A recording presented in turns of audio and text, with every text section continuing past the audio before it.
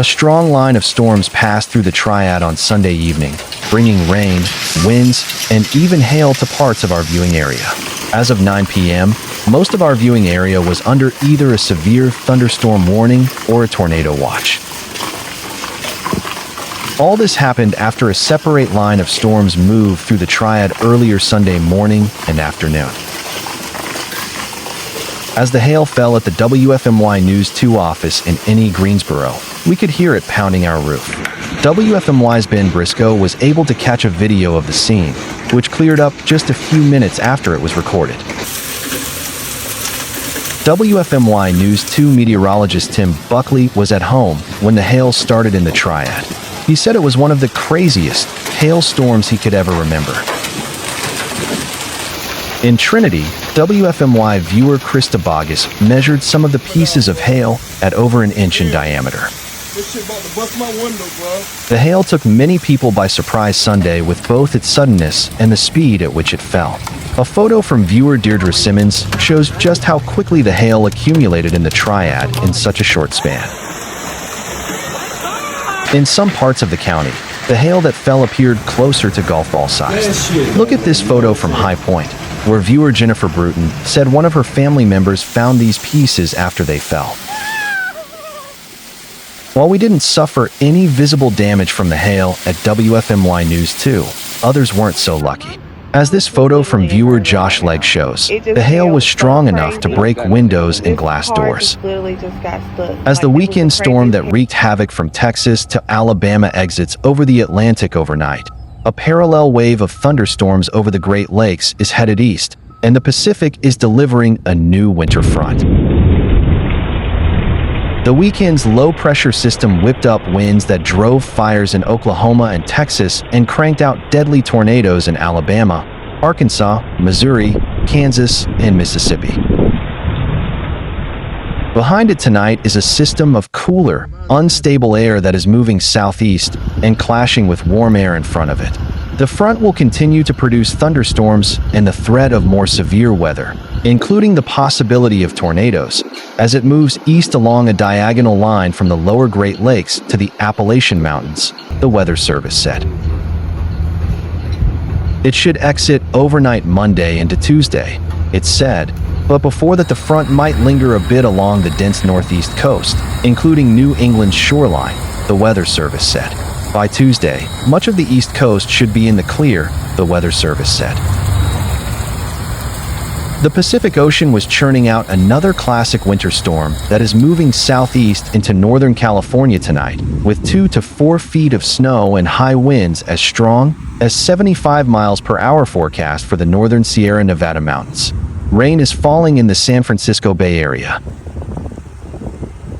Federal forecasters said an expanding low-pressure system will develop in the Rocky Mountains and the High Plains on Tuesday, once again whipping up winds to the south and increasing fire risk in the central and southern High Plains, which includes Nebraska, Kansas, Colorado, Oklahoma, and Texas, the latter two struck by wildfires Friday and into the weekend.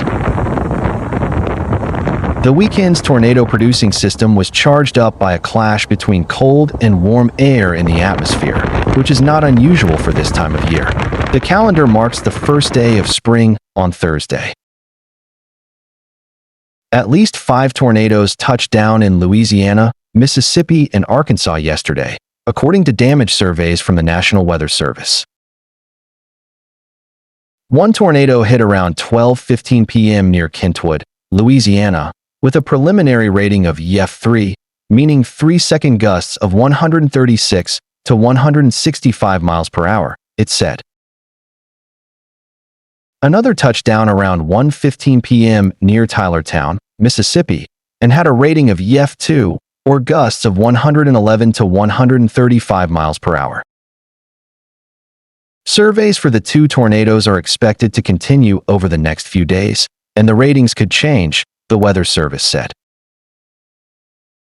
Also in Mississippi, EF1 tornadoes were confirmed in Vardaman and Chickasaw.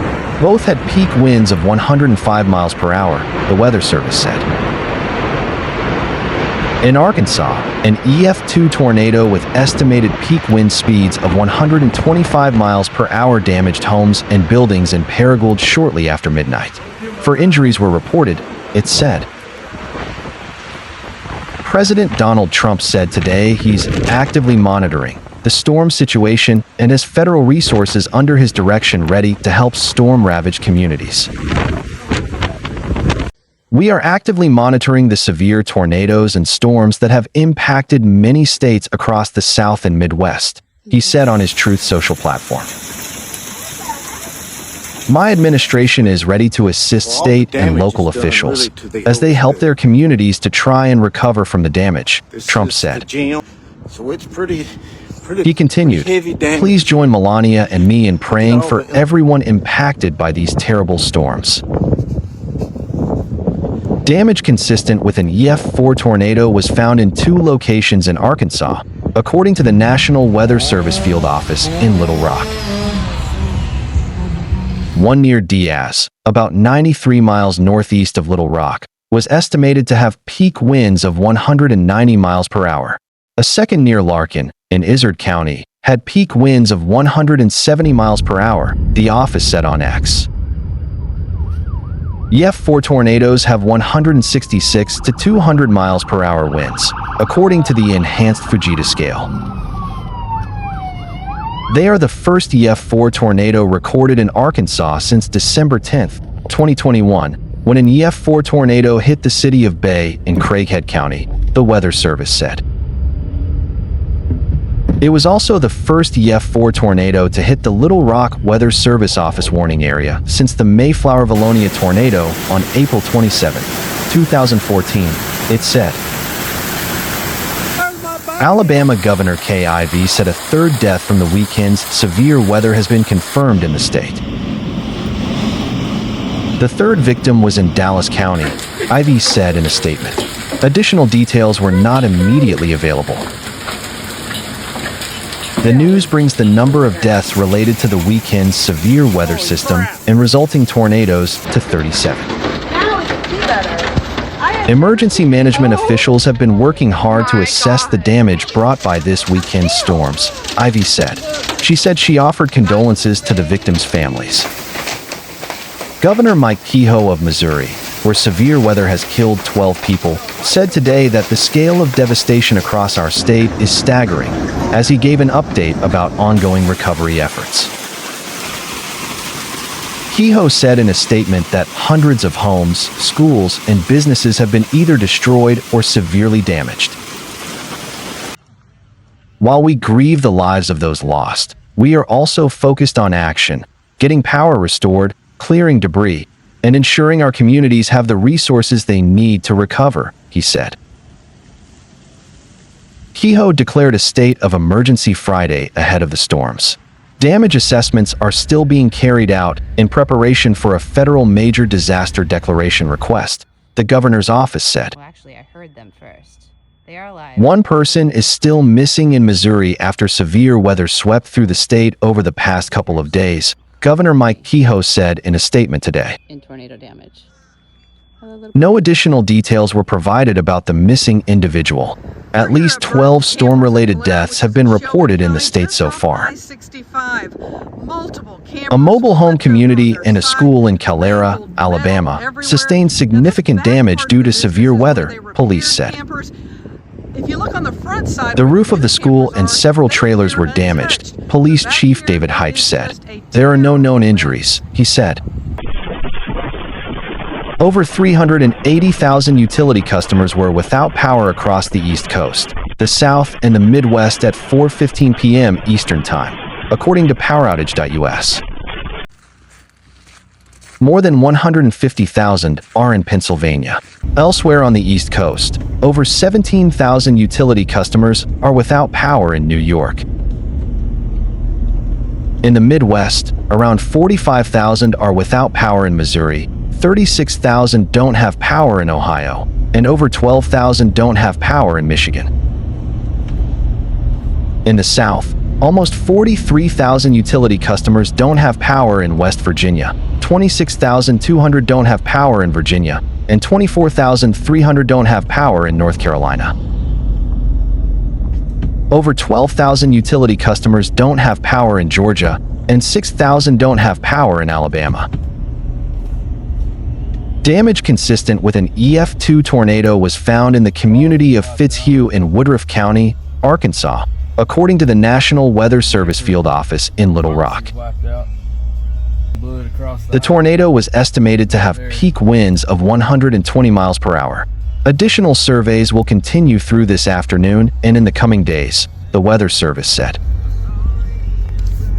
According to preliminary reports, at least 557 storms were reported on Friday, and 135 were reported yesterday. At least 32 of Friday's storms and 34 of Saturday's storms were tornadoes, per reports. 2 people have been killed by the severe weather that impacted Alabama, according to Governor Kay Ivey. The victims died in central Alabama, one in Plantersville and another in Winterboro, Ivey said in a statement. No additional details were shared. We pray for those lives we lost, as well as those who were injured, Ivey said. Ivey also said that damage resulting from the severe weather has been reported in 52 of Alabama's 67 counties. Our damage assessment continues, Ivey said. The storm system moving through Florida is heading east, according to the National Weather Service. Be ready to take shelter if a warning is issued, the Weather Service said on X. A tornado watch in North Florida has expanded to Dixie and Lafayette counties.